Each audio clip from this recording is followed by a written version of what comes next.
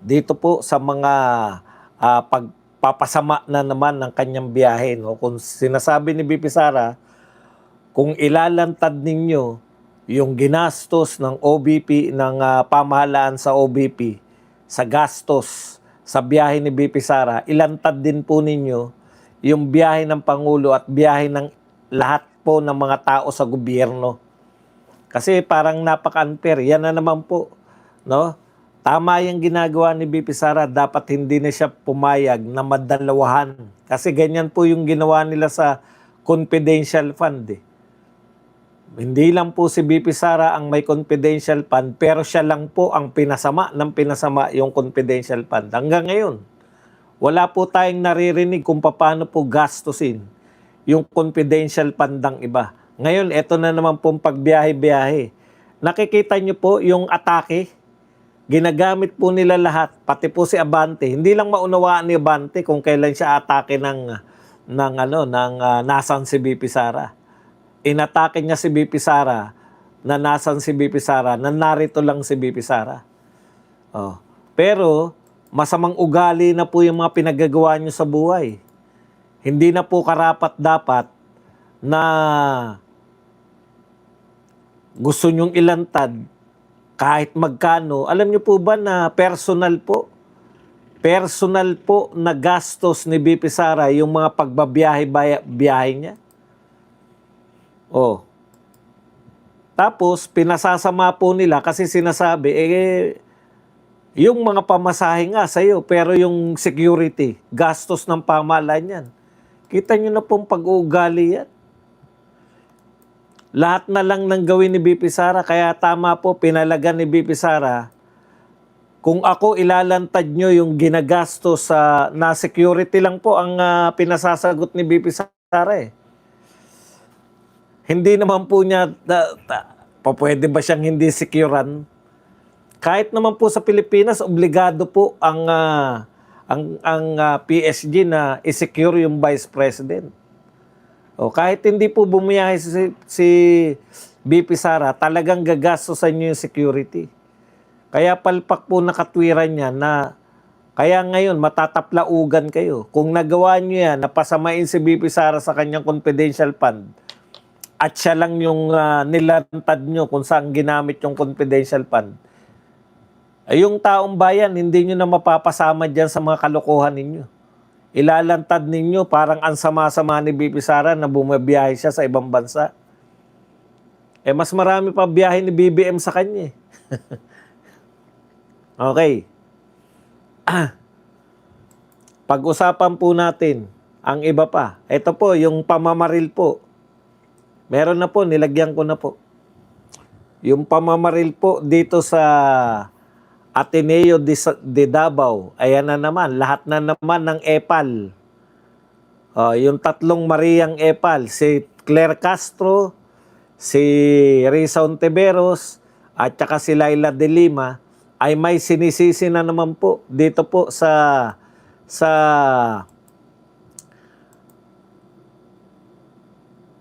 wala bang katapusan. Alam nyo, ang purpose lang nila, mahanap lang yung masisisi. Pero ang pinaka-worst po na sinisi, buti si Dilima at saka si Risa Ontiveros. Tandaan nyo po, wala pa pong isang araw nagaganap ang krimen. Kilala na nila kung sino dapat sisihin. Yan yung problema ng mga taong ayaw talagang lutasin ng mga problema. Alam nyo yung mga napuna ko lang po dito sa pamahalaan ni BBM. Ang purpose lang po nila, pag nakahanap na po na masisisi, tapos na po. Ateneo de Zamboanga. Ayan, pasensya na po. Kung ano man yung nasabi ko, Ateneo de Zamboanga po.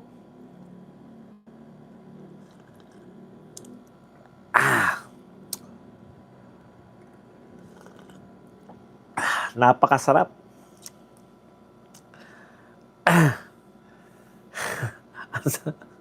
Ang sarap magkape, no? Okay, yan lang po at marami pang iba na pag-uusapan natin. Pero bago yan, kung bago ka pa lang dito sa ating channel, mag-subscribe ka na. Dahil ito lang ang tanging channel na may kinikilingan, may pinapanigan. Una sa balita, huli sa impormasyon, kaya ano pang hinihintay nyo? Pindot na, okay. Matagal na po nilang binabanatan si BP Sara sa pagbabiyahe niya dyan po sa ibang bansa. Ngayon naman po, papunta po siya ng Japan. Nakatakda sana yan mula August 19 hanggang August 24. Nasa Japan po siya. Pero ito po ay pinagpaliban na ni BP Sara. Una pong punto ni BP Sara, bakit po kinakailangan na ilantad kung saan siya pupunta? Risky po, no? Lagi po nilang gustong ilagay sa risk yung buhay ni BP Sara. No? Samantalang ito po ay personal po yung mga biyahe ni BP Sara. Personal din po, bagamat kung tutusin nga, ano yan dumadalaw po siya sa mga OFW Ano na nga po yung OFW? OFW na lang po yung consistent na nagpapasok po sa atin ng kinakailangan po nating much needed dollar. OFW na lang po ang consistent. Hindi na po consistent yung ating export, hindi na po consistent yung ating tourism industry. Hindi po consistent yung pagpasok ng mababa na po yung foreign direct investments natin. Yung OFW lang po ang consistent na nagbibigay. Dapat nga po magpasalamat kayo kay BP Sara dahil si BP Sara po, siya lang po ang nakikita ng mga OFW na mga pumupunta sa kanila ng mga tao ng pamahalaan. Di po ba? Kung tutusin, pwede po sabihin ni BP Sara na trabaho niya yan. Lahat po ng mga Pilipino sa anumang panig ng mundo, Vice President po nila si BP Sara. Baka nakakalimutan ng mga pumupuna kay BP Sara pag pumupunta po siya sa abroad. Sino po ba pinupuntahan sa abroad ni BP Sara? Panay Pilipino naman. May nakita po ba kayo na nakipag-meeting si BP Sara sa ibang mga lahi? Pumupunta po siya sa ibang bansa, kasama po sa itinerary niya lagi. Ang minimit niya po, panay mga Pilipino. Takan-taka nga ako sa inyo, bakit kayo puna ng puna Sabi kayo na sabi na namamasyal lang si BP Sara, namamasyal lang si BP Sara. Wala naman kaming video na namamasyal lang siya. Wala naman kaming video na nakikita na pumupunta lang siya sa mga tourist spot. Buti pa nga si BP Sara, talagang pag nagpunta sa ibang bansa, talagang, natatandaan ko si Lenny, pag nagpunta sa ibang bansa, pinupuntahan niya yung mga, nung Vice President si Lenny, pinupuntahan niya yung mga pinagshootingan ng mga Korean novela. Pinupuntahan niya yung mga dinadalaw niya lang yung anak niya doon sa aatin ng mga graduation ng anak niya. Wala pong problema ron. O kaya nagturo po siya doon sa isang eskwelahan. Na ang tinuruan niya po ay hindi naman po mga Pilipino. Alam niyo yung ibig ko sabihin? Napaka-unfair ko po kay BP Sara na pinuputakti natin tuwing lalabas ng ibang bansa samantalang nakikipag-meeting naman siya sa mga OFW. Ang minamasama po kasi nila Nakikita po kasi, lalo na po to sa Anticler, galit po na pupunta sa ibang bansa. Paano? Ang mga Pilipino sa ibang bansa, grabe, mag-welcome kay BP Sara. Samantalang sila,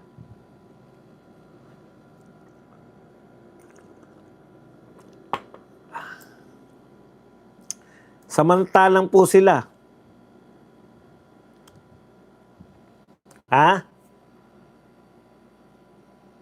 pag nagpunta sa ibang bansa, minumura ng mga Pilipino.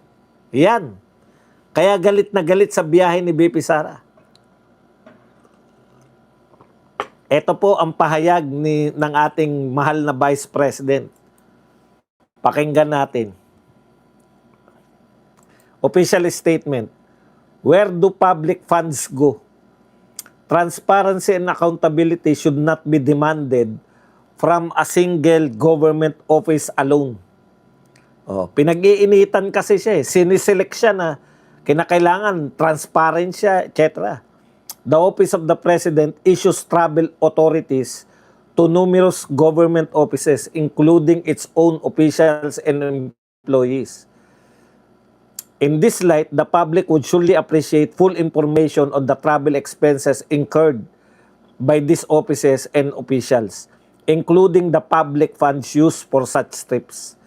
From here on, we expect that all travel authorities issued by the palace, together with corresponding travel expenses and public funds involved, be made available to the public.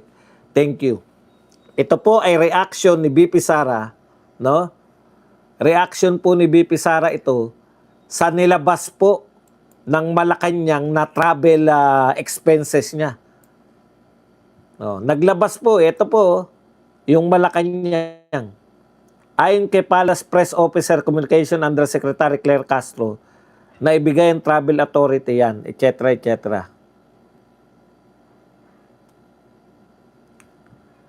Okay, nilinaw ng Malacanang na lehitimo ang nilabas nilang impormasyon. So naglabas po ng impormasyon ng Malacanang dahil may hawak silang opisyal na dokumento ng pag-aproba bago pa manhilingin ng OBP ang kanselasyon. So may issue po ng kanselasyon yung Japan.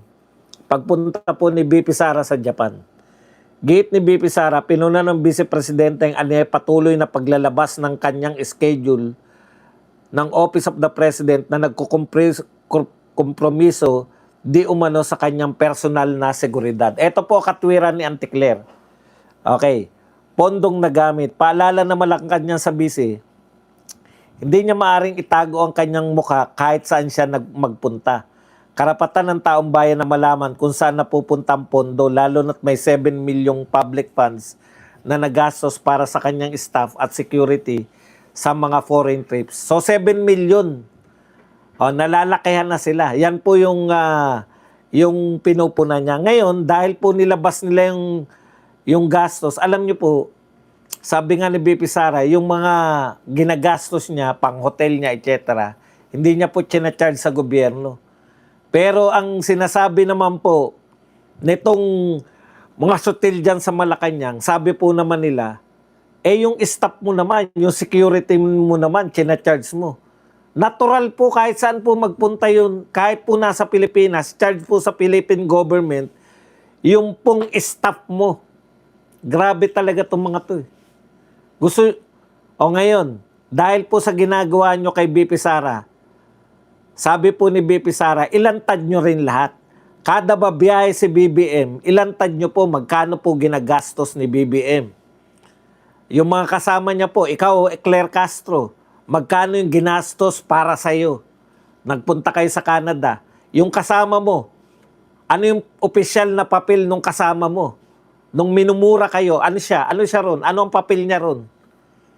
Total, yan ang gusto nyo eh. Hindi po pwede pong si BP Sara lang ang pinasasama nyo. Kung gumagastos po si BP Sara, ngayon lahat po, busisiin natin. Sino po yung gumagastos sa pamasahe po ng mga reporter? Kasama niyo po sa eroplano. Sino po gumagastos ng hotel nila, etc. Yung lahat po ng tauhan doon.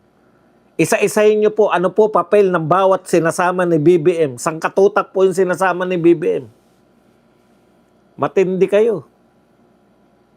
Pasasamain niyo na naman si BP Sara. Lahat po. Alamin din natin. Ilantad nyo rin. Nilalantad nyo yung kay BP Sara eh. Bakit? Wala po bang public money na ginastos nung nagpunta kayo? Yung minura ka sa Canada, Auntie Claire. Anong papel mo dun? Bakit ka kasama dun? Magkano ginastos para sa'yo? Grabe kayo bawal nyong ilantad kung magkano. Baka yung gasto sa'yo, mas malaki pa kaysa ginagasto sa Vice President eh.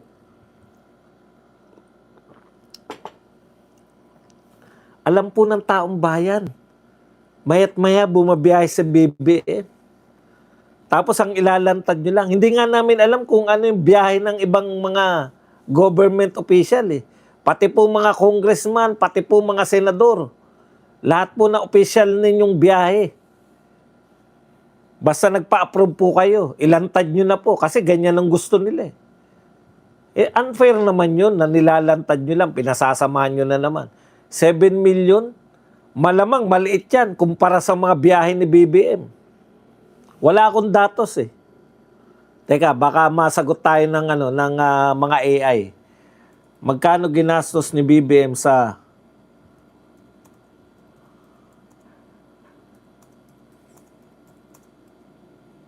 kambahan lang natin sa pagpunta sa Canada?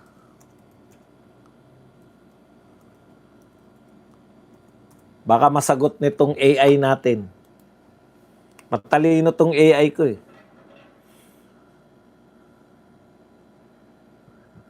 Oh, wala eh. Walang binabanggit eh.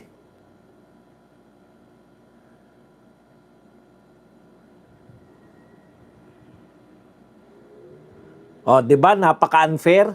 Ilalantad mo yung gastos ni BP Sara, pero hindi nyo nilalantad yung gastos ni kahit wag na si BBM, yung ginastos para sa iyo na lang. Auntie Claire, magkano ginastos para sa iyo? Sino yung kasama mo nung minumura kayo ng mga taga-Canada? Yan ba'y official? O alalay mo lang? Hindi ko alam eh. Hindi namin alam eh. Karapat dapat ba siya ron? Hindi nga po, yun kasi yung pinaka-latest eh, di ba sa Canada? Oh. Lahat ng biyahe nyo, magkanong gastos sa'yo na lang. Vice President yan ng Pilipinas. Mas marami pa na-meet si BP Sara na OFW kaysa sa inyong lahat.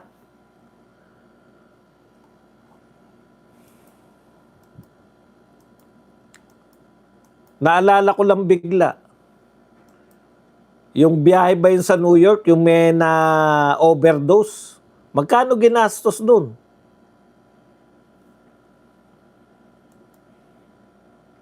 Masyadong sutil. Buti sana, kung talagang ang ginagawa ni BP Sara, nagpapapicture lang doon sa mga pinuntahan ng mga pinagshootingan ng mga Koreano.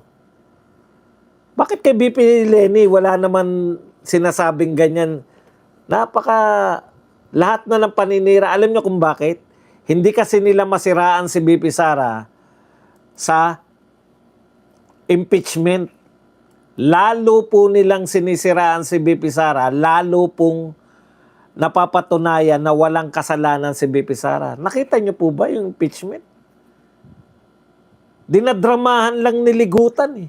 Kunwari, merong ginawang anomalya si BP Sara. Ano ba yung anomalyang ginawa ni BP Sara talaga sa impeachment? Confidential fund. Nilihim ba ni BP Sara na may confidential fund sila?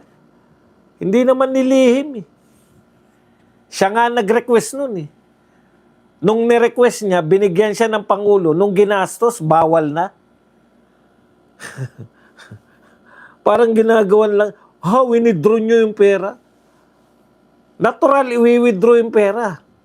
Natural, ibibigay dun sa mga ang gusto kasi nila, si Acosta mismo yung magbibigay kay, ikaw ba, ikaw ba ang confidential agent? Eto sa'yo. Pila lang kayo dyan. Yung mga confidential agent dito, yung mga naniningil po ng safe house, dito po. Pila lang po kayo at marami po kayo. Yun ang gusto nila eh. Si Acosta mismo. Hindi pwedeng ibigay ni Acosta sa iba.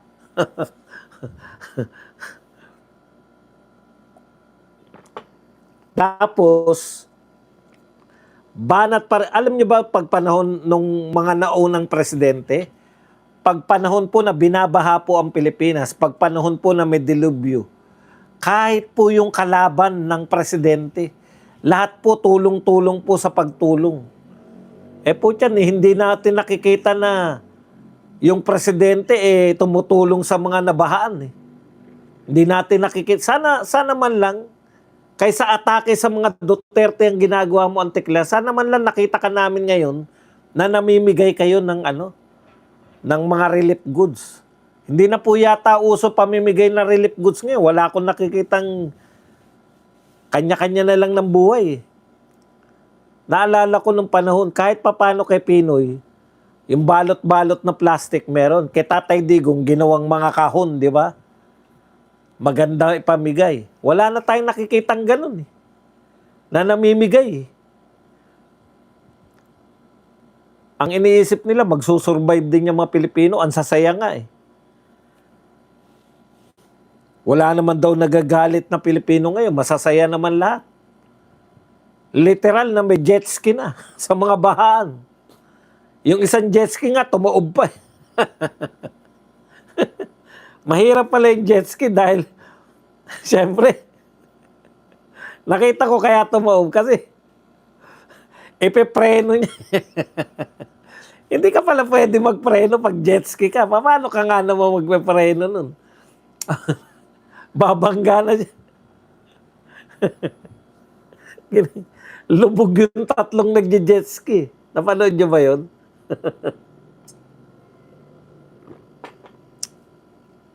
Dapat man lang nakikita natin si BBM na nakasakay ng helicopter, tinitignan niya yung kumusta na yung nabaha.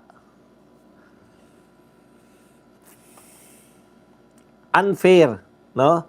Unfair na wala kayong patawad sa walang tigil yung banat. Oh. Ito pa si Abante. Binanatang katuloy ni Attorney Baligod. Sabi ni Abante, ni Attorney Baligod kay Abante, kasi hinahanap niya si BP Sara habang bumabaha Ngayon na matindi ang pagbaha sa NCR at Luzon.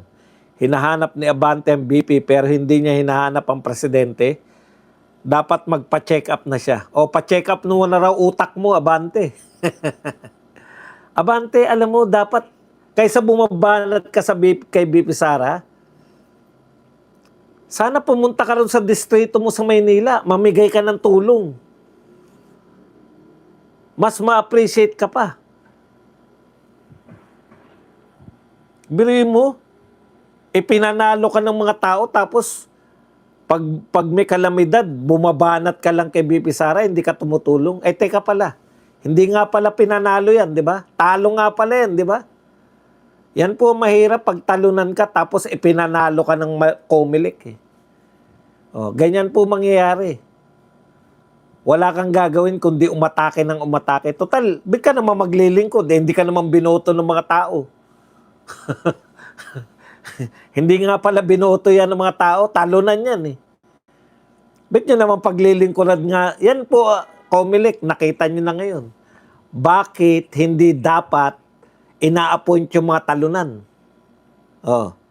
Kasi, putyan, pag nakaupo na, ko naman kayo tutulungan, hindi nyo naman ako binoto.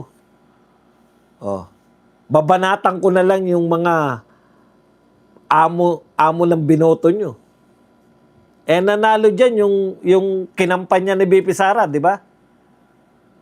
Yan yung problema dyan sa Comelec. Sana maging tanda sa inyo yan.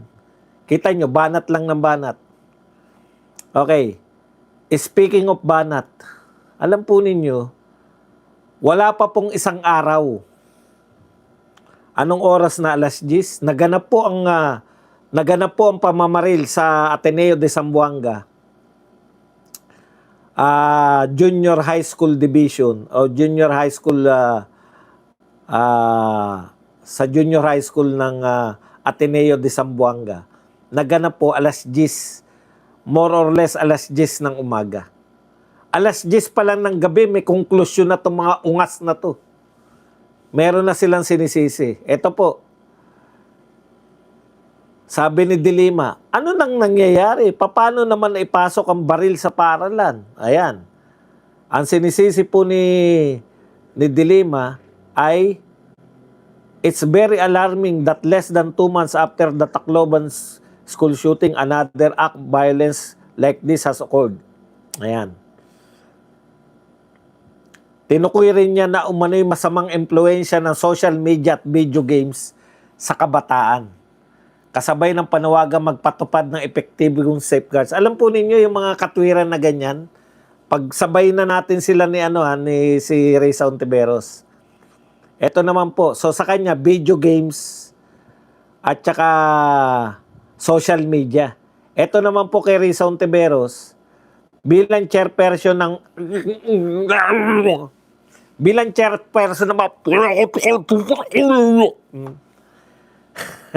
ng Senate Committee on Women's and Children, Family Relations, and Gender Equality, itutuloy natin ang trabaho laban sa NVE, sa online grooming for serious violent activity at iba pang banta sa kaligtasan ng mga anak sa susunod nating pagdinig. May pagdinig na naman. Pangunahing layunin ng hearing na ito, matukoy kung ano ang kailangan natin baguhin sa paralan at online environments ng kabataan upang kailanman ay hindi na ito maulit muli. Nakita po ninyo, ang sinisi nila pareho, online. Kalahating araw pa lang, naganap 10:00 yung barilan. Alam na ni Dilima at saka ni Risa Ontiveros, dahil pareho po yung bibig nila, yung dalawang bibig nila, talagang nag-uumapaw na, gustong-gusto ng nagbubuga na ng mga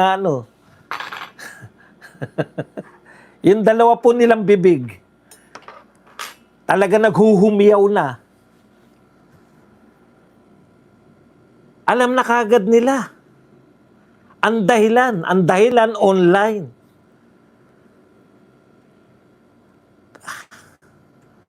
Gagawa kayo ngayon ng batas, di ba? Kasi senador kayo, yung isa congressman. Gagawa kayo ngayon ng batas.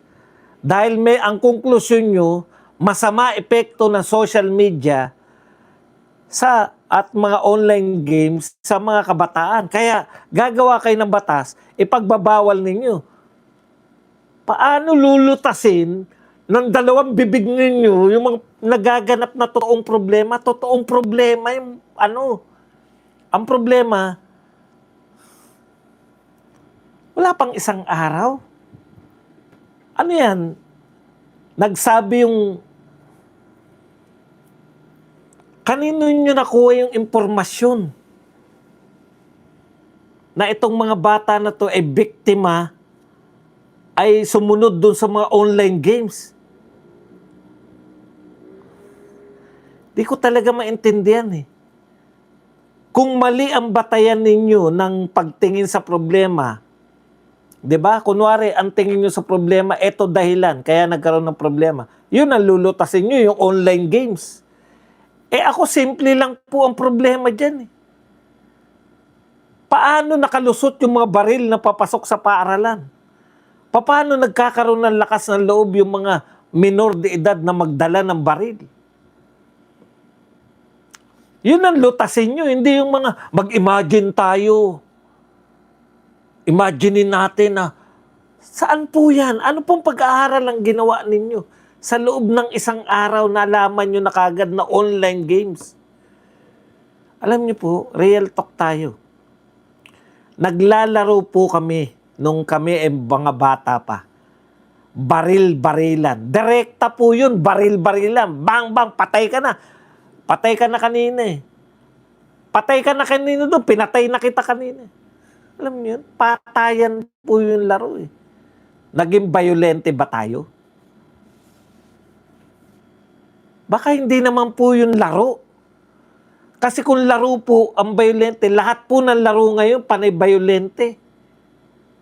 Ibig nyo sabihin, lahat po ng kabataan, ang ibig nyo sabihin, kung ang larong violente sa online games, sino po nagsabi niyan? Anong pag-aaral yung isinagawa ninyo sa loob ng 12 oras buhat nung naganap yung krimen? Anong pag-aaral ang ginawa ninyo para matukoy ninyo na online games yung problema? Ang bilis nyo naman. Dinaig nyo pa yung mga doktor at mga scientists.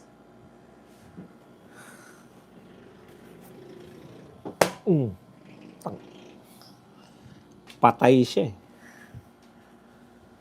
Bago po magkonklusyon yung mga doktor dyan, titignan muna yung mga history, ano yung pinanood ng bata. Alam nyo ba na honor student yung bata? Consistent honor student. Hindi ba pwedeng tignan natin na baka may baril sa bahay? Pasimplihin nyo lang muna saan galing ang baril. Bago po kayo mag-imagine na, eto kasi, mga violente kasi. Paano po naging violente? Sinubukan mo ba maglaro ng mga online games? Bumuka ba yung bibig mo?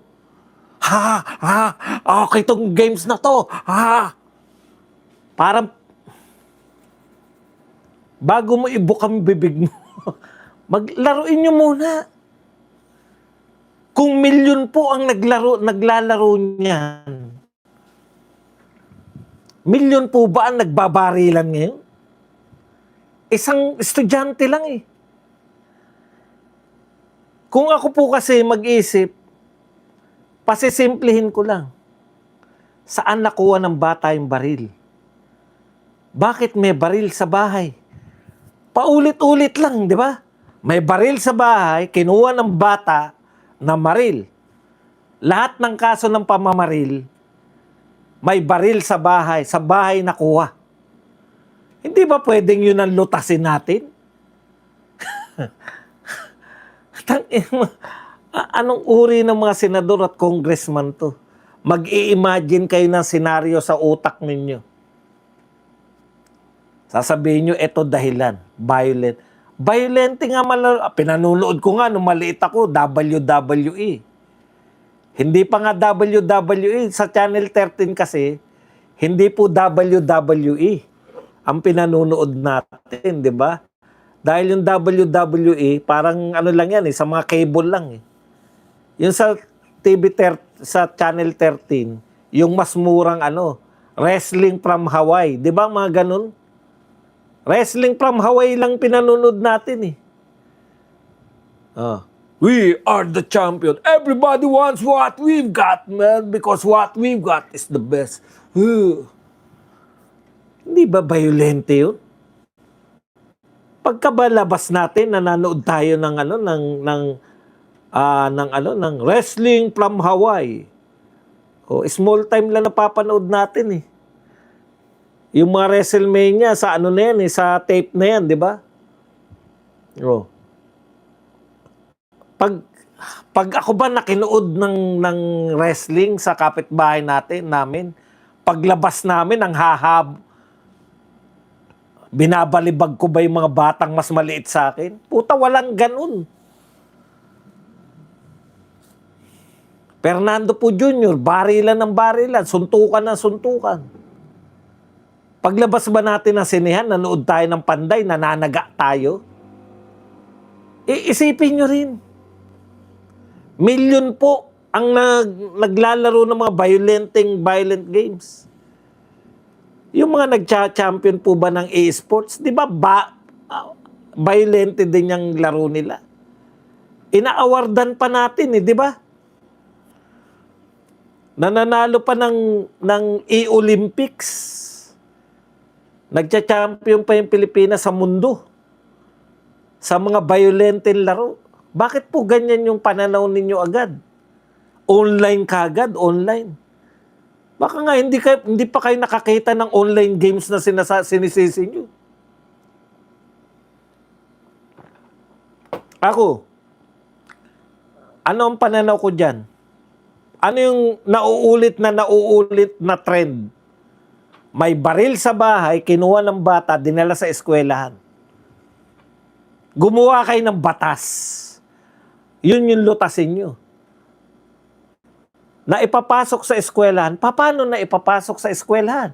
Gumawa kayo ng batas para hindi maipasok yan sa eskwelahan. Kung mga eskwelahan walang mga bakod, palagyan nyo ng bakod ng mga eskwelahan.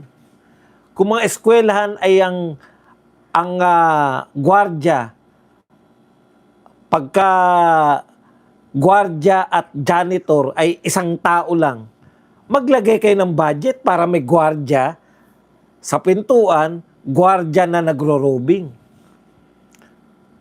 Maging practical kayo, hindi yung mga imposible iniisip nyo. Gagawa kayo ng batas na ipagbabawal nyo yung games. Hindi naman talaga yun yung problema.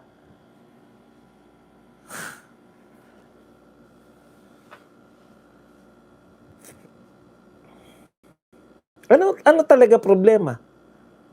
Oh, lutasin ninyo, paano nagkakaroon ng access yung bata sa baril? Siguro, pag nagkaroon ng batas na ang baril mo ginamit ng minor de edad, may kasalanan ka dapat. Ikaw dapat ang makulong. Siguro itatago na yung maigi ng mga merong may baril. Hindi ba, kunwari ako tatay, gumawa ng batas ngayon, ang batas natin, kung sa'yo nakapangalan yung baril at nagamit yan ng minor de edad para mamaril ng iba at nakapatay, ikaw yung instead, kasi ayaw nyong baguhin yung kay Kiko. Ayaw nyong sabihin na, ano na yan, minor sila, wala silang kasalanan. Di yung tatay yung gawin yung makasalanan. Itatago niya ngayon yung baril niya. O hindi niya na iuuwi sa bahay. 'Di ba? Pag natuklasan na galing sa bahay yung baril, ang mananagot tatay. Oh, nakagawa kayo ng paraan. Yung tatay ngayon mag-isip, ilalagay niya yan sa bolt niya, bibili siya ng bolt para hindi mabubuksan ng kanyang minor de edad na anak. Kasi mapaparusahan na siya eh. Pag namaril yung anak niya, siya ang ikukulong. Reclusion perpetua sa may-ari ng baril. Hindi po pwedeng parusahan yung minor. O di yung may-ari ng baril ang parusahan. O ay walang batas na ganun. Gumawa kayo ng batas. O ngayon, nakita nyo pa, pinag-aralan nyo, halimbawa, public school. Pucha, kahit na bantayan, halughugin yung gamit, wala naman palang bakod sa likod. Gagawa kayo ng batas. Lahat ng public school ay dapat nakabakod. Tuwan-tuwa naman yung ano yan, yung mga DPWH. Huwag nyo lang ipagawa sa DPWH. Dapat sa principal na. Babadgetan nyo. Kukunan ng principal. Ito po, walang bakod. O, isandi pa. 10,000 ang budget. Babakuran ng principal yan. Di ba? Hindi yung sisihin natin. Utang na kahit makagawa kayo, pagbawal nyo lahat ng video games. Kung may nakita yung bata na mama, ewan ko. Di ba minsan simple lang eh. Mag-iimbestiga na naman si bida-bidang Risa Ontiveros. Nag-imbestiga ka na, ano nahita namin? Gagastos na naman. Magkano na naman gagastosin? Masyado kayo mainit, 7 milyon lang yung ginastos. Hindi ko alam kung gaano karami yung biyahe yung 7 milyon na yun. Gigil na gigil kayo sa 7 milyon na biyahe ni BP Sara. Kahit naman dito siya sa Pilipinas, gagwardyahan pa rin siya ng security.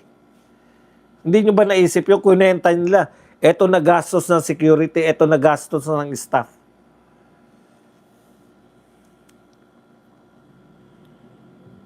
Pero ang pinakamalupit sa lahat, eto po, same. 12 oras, nakapagkonklusyon na kagad si Auntie Claire. Ano sinabi ni Auntie Claire?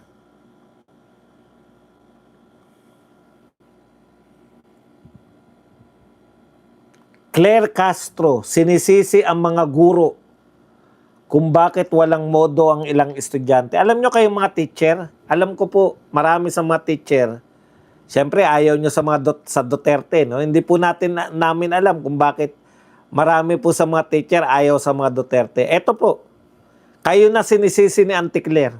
Kaya po kami galit kay Auntie Claire.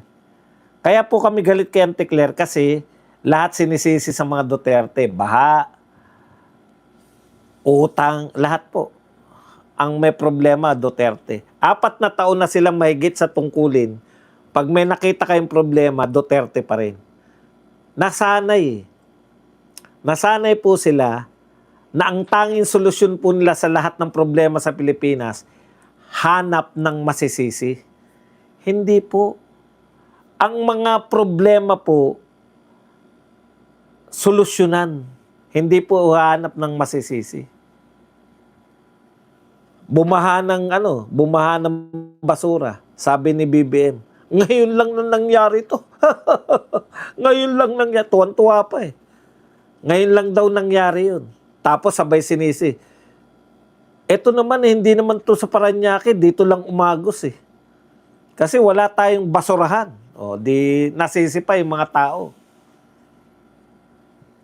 Pag may sinisi na, yun yung problema. Tapos na yung problema nila kasi may sinisi na eh. Pag nanisi na sila, hindi na nila lulutasin kasi may nasisi na sila eh. Walang ka ano-anong gobyerno, no? Sisi-sisi mo lang. Ngayon po ito, masakit po to sa mga teacher. Ang mga teacher po, ito ang katotohanan. Ang mga teacher po, pulis, sundalo, 4 na taon pare-pareho yan. Pero doble po ng sweldo ng mga teacher. Doble po ng sweldo ng mga sundalo sa mga teacher. Ano po pagkakaiba ng 4 na taon? 4 na taon na nag-aral pare-pareho. Kasi ganun kaliit na yung tingin natin sa teacher. Tapos sisisihin pa. Sisisihin pa ni Auntie Claire. Minsan na po nating nakita mismo ang ibang mga guro ay lumalabag sa ganitong klase ng moralidad. Sila minsan ang nagtuturo sa kanilang mga estudyante kung paano maging walang modo. Lalong-lalo na sa mga nakakatanda or sa mga ibang tao. Hindi ko po maintindihan kung paano po magtuturo ang isang teacher ng walang modo sa mga estudyante. Ayan, no, sinabi niyo. Minsan, sila pa minsan ang nagtuturo sa kanilang estudyante kung paano maging walang modo. Kaya ito, wala nang kalutasan lahat kasi sinisi niyo yung mga teacher eh. Kung teacher ang may kasalanan yan, tatanggalin natin ang mga teacher kasi sila may kasalanan, di ba? Yan yung sinasabi ko na ang paninisi, dapat, ewan ko susukuan mo talaga yung gobyerno eh. Pag may problema, hanapan ng solusyon. Ang gobyernong ito, may problema, hinahanapan ng sisi. 2016 pa may 2016 pa may flood control. Kaya, okay lang na mayroon tayong baha. Kasi 2016 pa, mayroon ng flood control.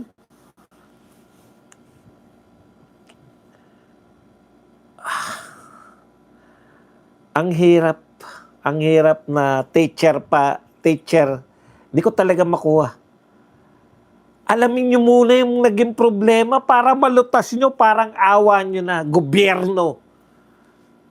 Tahimik muna, isipan nyo muna lahat ng bibig nyo, pumunta kayo sa Davao, alamin nyo yung problema, Davao, Zamboanga, alamin ninyo kung ano nangyari talaga.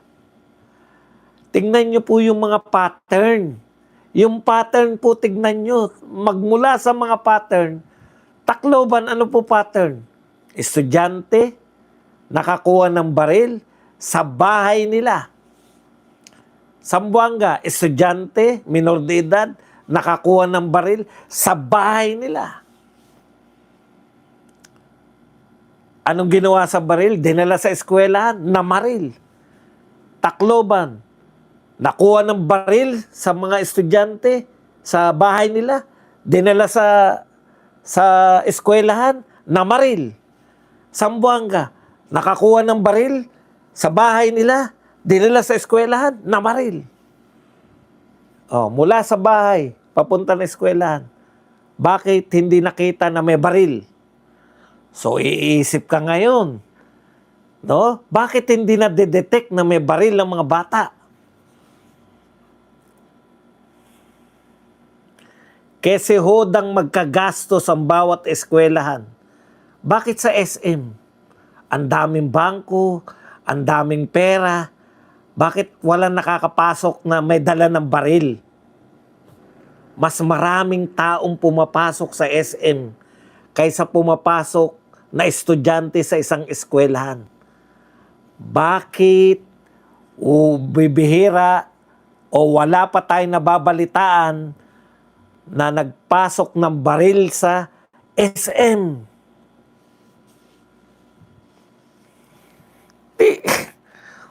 Wag po yung mga imagination.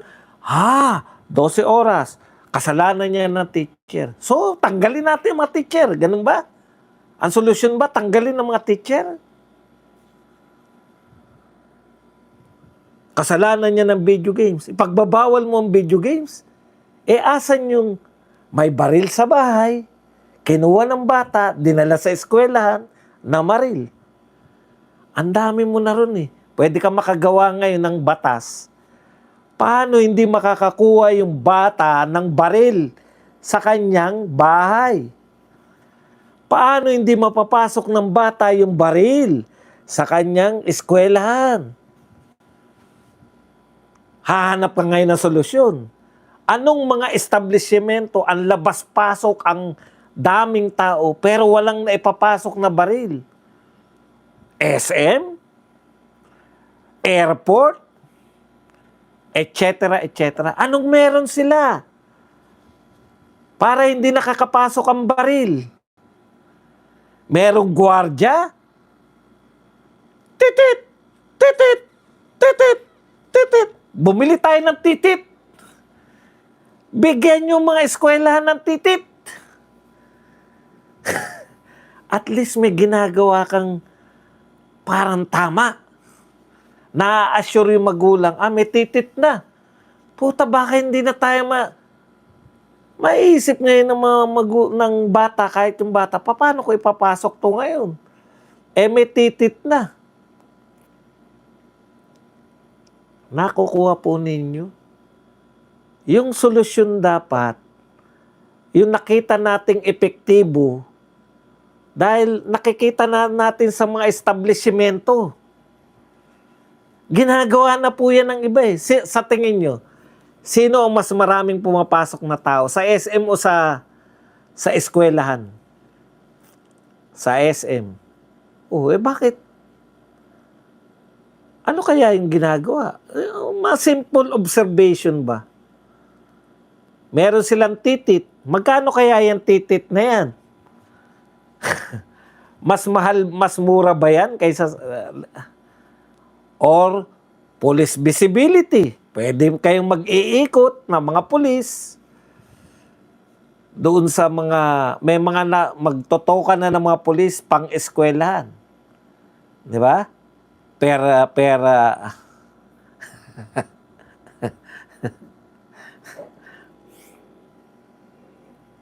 Huwag nyo lang kaming bigyan ng mga solusyon na hindi nyo maipaliwanag sa amin kung ano talaga. Kasi gagastosan nyo po yan, babudgetan nyo yung batas na yan. Tapos wala na naman. Yan po yung mga mentalidad ng mga lulutas ng problema. Kada may ganyan sitwasyon, makikiramay, magagalit, mag-iimbestiga. Pero pag tahimik na, tingnan niyo yung Tacloban. After 2 months, tahimik na lahat. Wala na rin. Wala na nag-uusap. Wala na. Putya, yung scatter. May mga umiiyak pa sila doon. Nangingiyak-ngiyak pa eh. Nasisira ang buhay dahil kapiranggot na lang. Naisasanla ang bahay. Putang ina eh. Ngayon,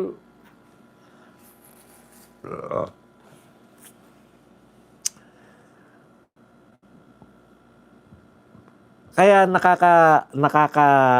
ang daming dapat baguhin dito sa tao.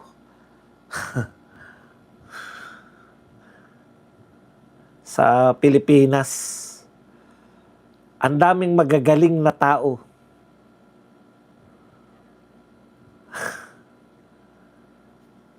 Okay, yan lang po ang ating topic. Pwede na kayo magtanong, magbigay ng reaksyon at higit sa lahat, pwede po kayong magpakape.